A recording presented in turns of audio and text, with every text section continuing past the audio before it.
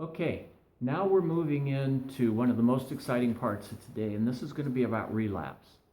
And, what is your definition of relapse? So let's get a couple of, when you go into a typical room of recovering people, when you ask them, what's relapse? What do they say? What's relapse? Using. Going back to using, right? Going back, yeah. What's another definition? Go ahead. What is relapse? Fell off the wagon.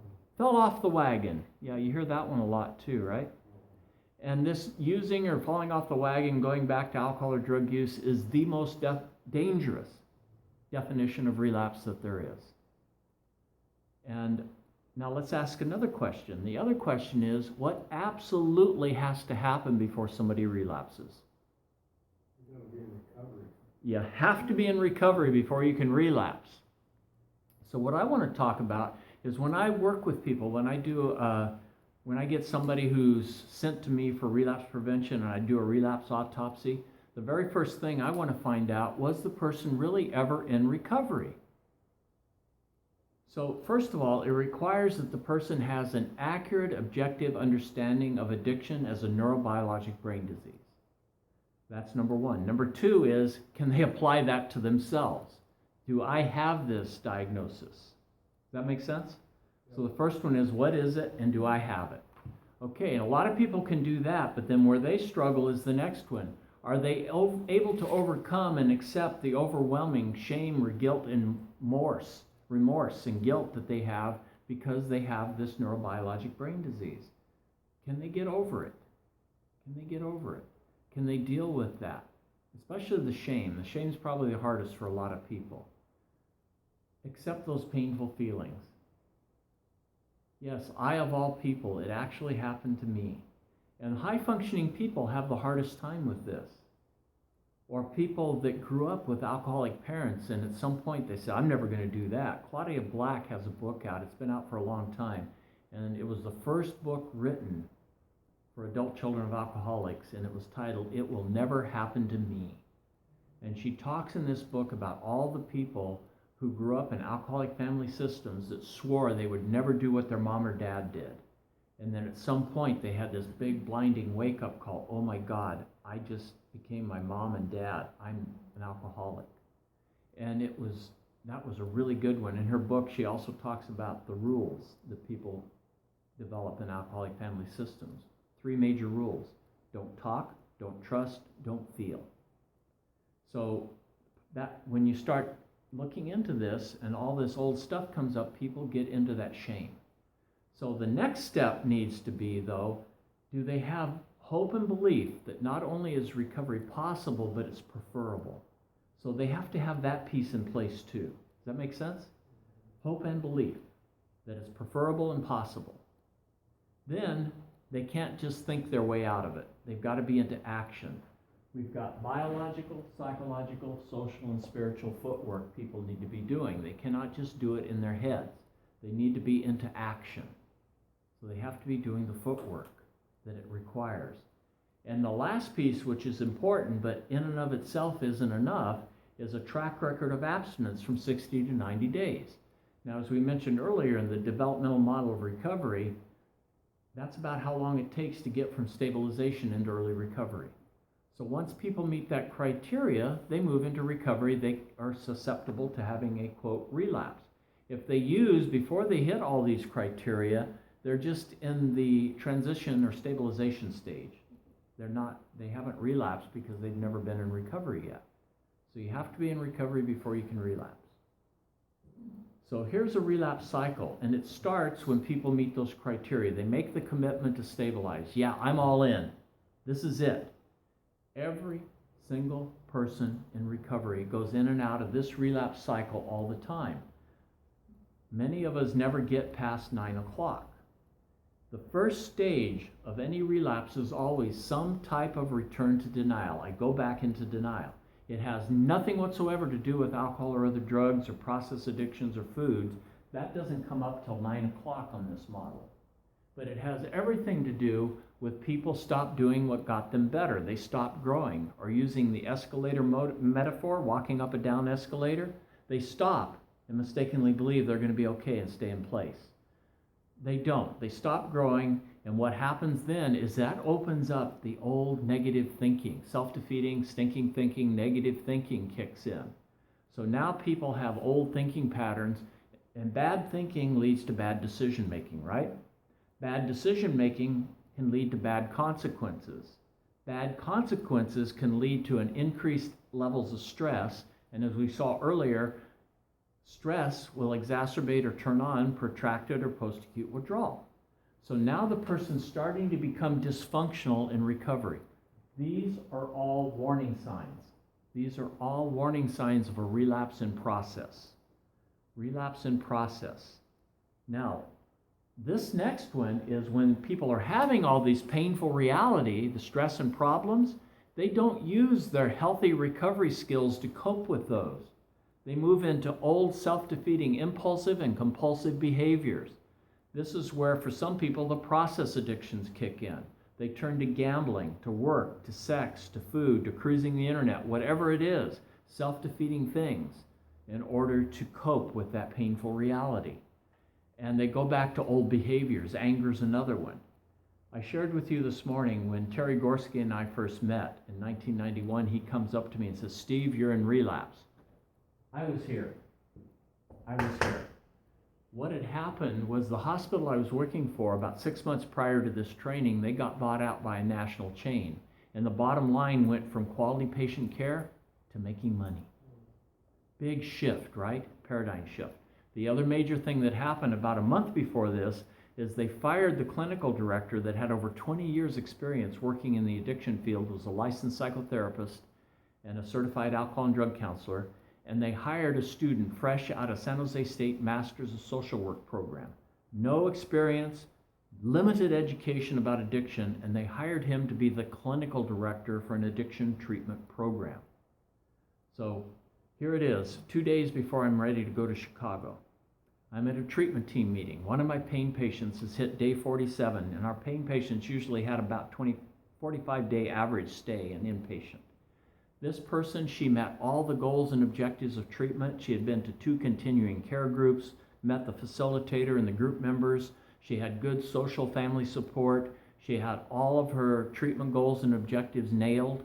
She was ready to go, right? She was ready to go. So in our program, everybody on the treatment team had to sign off. So the sheet went around, everybody signed off because I presented it, and it got to the new clinical director. He looked at that, shuffled through some papers, and he says, "Steve, no, she can't go yet." So I had a shame trigger. Says, "What did I miss, right? What did I miss?" Insurance will pay more. So, and that's absolutely what happened was I says, "Well, David, why?" He says, "Because she still has 3 days of inpatient coverage. We're going to use it all." Have you ever heard the saying, "seeing red"? Well, after I got out of the Marine Corps, I was not a very nice person. I was very violent. I was managing my PTSD with violence, getting in fights, and with alcohol and pain pills.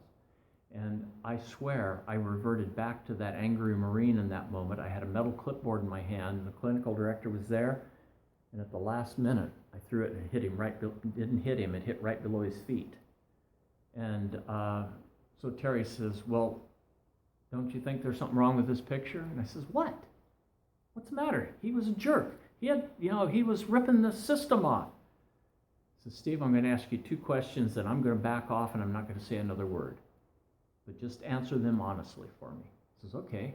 Who's asking these questions? Terry Gorski is asking me these questions because he said I'm in relapse, right?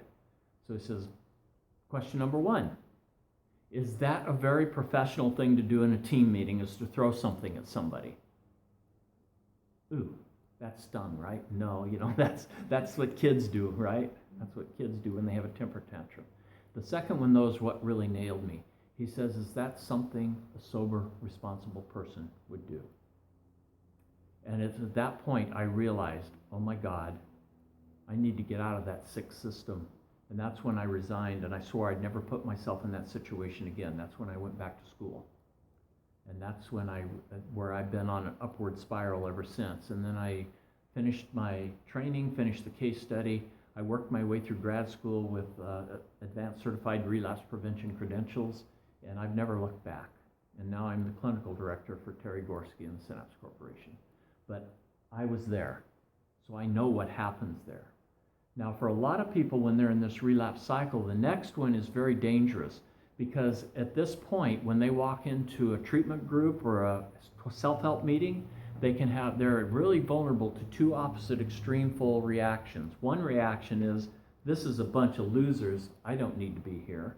And then there's another one, I'm a loser, I don't deserve to be here. And they start practicing what I call strategic isolation. They start isolating. When they isolate, it creates a vacuum. Nature abhors a vacuum. So this is where the old playgrounds, playmates, and playthings come in. People, places, and things can pull back in. Enablers. And now something really dangerous has happened because my thinking's messed up.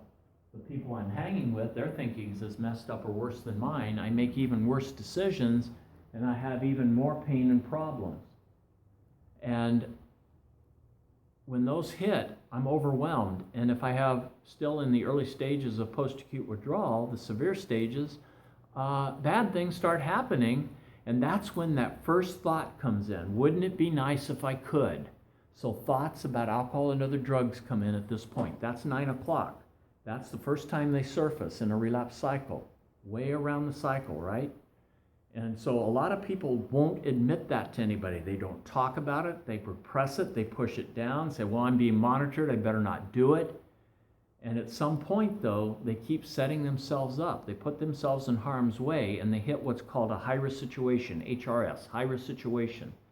This becomes a relapse justification. If you were going through such pain and problems I would, you'd want to drink or use too. And they can get to the loss of control and what Terry Gorski calls the option reduction stage. They can get to where they only see 3 possibilities left. The first is, I need to drink or use something. The second one is, I'm going to crack up and I need to be in a psych unit, or I'm so sick physically I'm going to collapse. And the last one, number 3, is, life is so painful I might as well kill myself. So the sanest choice is to drink and use, and that's where the addictive relapse happens, whether it's chemical or process. That's when the full-blown relapse happens. Now, it's at this stage, there's some dangerous misconceptions that happen too, because I've worked with a lot of people who, once they started that initial lapse, they took the first drink, the first drug, the first bite, whatever it is, they figured, oh, I'm a failure now, I might as well keep going because I've already screwed it up, I've lost my recovery. And I have to remind people, no, you have not lost your recovery. You've lost your string of abstinence. That clock needs to start over. But when we do relapse prevention, we're going to look back and look at everything you were doing right. Then we're going to explore what needs to change and what needs to be added. That's relapse prevention. Because if they don't do that, they're at risk for it just getting worse until they do spiral out of control. And again, the worst thing that could happen is, under a chemically impaired state, they take somebody else out and survive. That's the worst thing for most people, they would say. So that's the relapse cycle. And the premise and the point I want to make here is, relapse is a process, not an event. That's number 1. Number 2, there are identifiable warning signs all the way around, and it becomes a high-risk situation at 9 o'clock. That's when it becomes a high-risk situation, is when people start thinking about or having urges or cravings to drink or use. That's when it moves from warning sign to high-risk situation. All high-risk situations are warning signs, but not all warning signs are high-risk situations. And the law of physics apply here. The earlier you intervene in this cycle, the easier it is. Does that make sense, looking at this? The earlier you catch it, the easier it is to stop it. Because by the time it gets all the way around to 9, 10 o'clock, it's going to have so much momentum behind it, it's going to be hard for the person to stop. That's why it takes a team, and they better have a relapse prevention network in place. They better have a sponsor. They better have a group of recovering friends that can help see this coming so it doesn't take them out. That's relapse prevention. And the last point is, relapse is preventable. And even after you take the first chemical, it's not the end of the world. You can fall back and regroup and move back into recovery before bad things happen. So that's the points I want to make about the relapse cycle. So does this make sense to people? In that cycle, if you could just give an example or two of the 2 points, the returning to denial. The returning to denial And the old thinking and old thinking returns. Okay, returning to denial, it usually starts with, I don't have to keep going to as many meetings. I don't have to call my sponsor so frequently. Those are some very, very common ones, the return to denial. For pain patients, I don't have to keep going to physical therapy. I don't have to keep exercising every day. For eating addicts, I don't have to do a daily food log anymore. I've got it nailed. I mean, all this kind of return to denial comes in. It has nothing to do with the target problem at this point, because the denial pattern, I'm cured, is the number one offender here. Everything's better now, I'm cured. Then the thinking changes are, you get back into negative, self-defeating thinking. I can get away with this. I don't have to be accountable. I can cheat, lie, or steal, and it's going to be okay. Nobody will know. All that old kind of dishonest thinking kicks in. So those are the examples. That's absolutely the examples. And when I do a relapse autopsy, I give people a big piece of paper, and all these bubbles are empty. We go around and put titles in each of the bubbles, what their relapse looked like for them, all the way up to number 11 o'clock when they drank and used. We'll fill that bubble in first, drank and used. This is, okay, now let's go back and see where it really started. For some people, I have to backtrack 11, 10, 9, 8, 7, 6, 5, 4, 3, 2, 1. Other people want to do it from the beginning, start at 1 o'clock. Doesn't matter. So I use this as a relapse autopsy instrument to help people really accurately see what's happening. And it really works. It really isn't literally eye-opener for people to really be able to see it. I've gone into programs before. When I go consult with programs, a lot of times they'll say, Steve, would you mind doing a group with the patients? And one of my favorite ones to do is taking the mystery out of relapse. So the first thing I do when I get in front of the group, how many of you have been in recovery before and relapsed? Almost every hand in the group will go up, because most people are there second, third, sometimes fifth or sixth time in these treatment programs. And then after we get through identifying the criteria for being in recovery, now, how many of you have been in recovery before? And maybe only half the hands in the room go up. Then when I do this relapse cycle, I'll see people start crying. And it's tears of relief, because they honestly, and you ask people this question all the time, why did you go back? I don't know. And they honestly don't know. They don't see it because they went into denial, and that whole thing became automatic, unconscious, old programming in place. So this takes the mystery out of relapse for people, and relapse is preventable, but you have to understand it. And you have to know there's identifiable warning signs. You have to know you have to have a team in place, because sometimes you're going to be in denial and won't see this, but you can train other people to see it coming and give yourself a fighting chance. That's what the Relapse Network's about. Okay?